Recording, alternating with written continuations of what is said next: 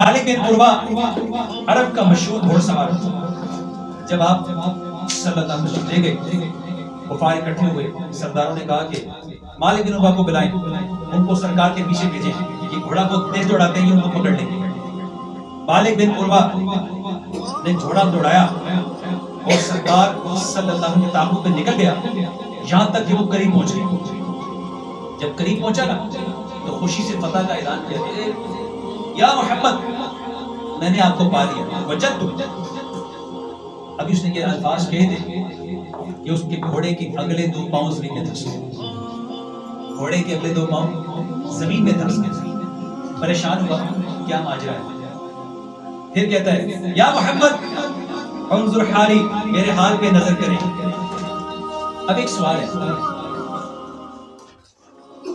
वो जो उर्वा बिन मालिक उसने ईमान नहीं लाए, जब घोड़े के पांव धसे तो उन्होंने क्या कहा, या अल्लाह, मतलब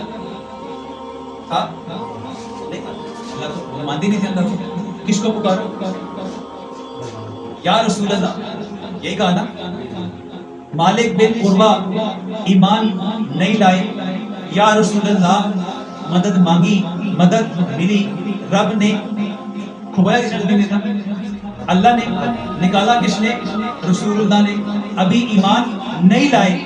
अरे ईमान नहीं लाए तो रहमत आलम का ये हाल है, ईमान ला के जो बंदा रसूलुल्लाह से मदद मांगे उसको क्या क्या नहीं मिलेगा। वो इमाम रसूलुल्लाह ने सही कहा है ना, फर्श वाले तेरी शौकत का उलू क्या जाने। अरे ये फर्श वाले तेरी शौकत का उलू क्या जाने, खुसरवा अर्श पे उड़ता है फरे राते। अरे सरकार का मकाम तो आशिकों से पूछो ना।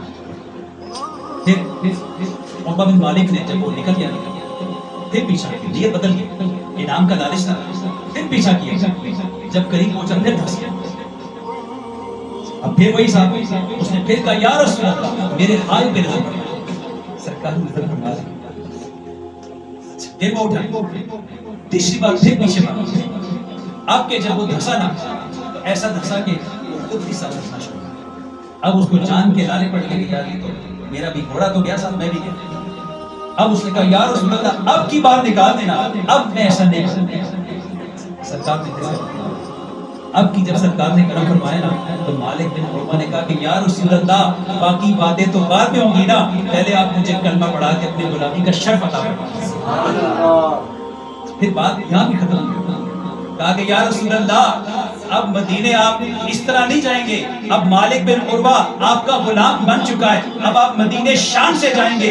ये कह के अपना इमामा उतारा, इमामे के दो टुकड़े किए, उसके दो परचम बनाए, एक मशरिक और एक मगरिब की तरफ घोड़े में दिए और कहता है, या रसूल अल्लाह, गुलाम आपके झंडे लिए चल रहा है, इस झंडे के पीछे आप आए। अरे ये झंडे हम यूं लगाते हैं, ऐसे नहीं लगाते।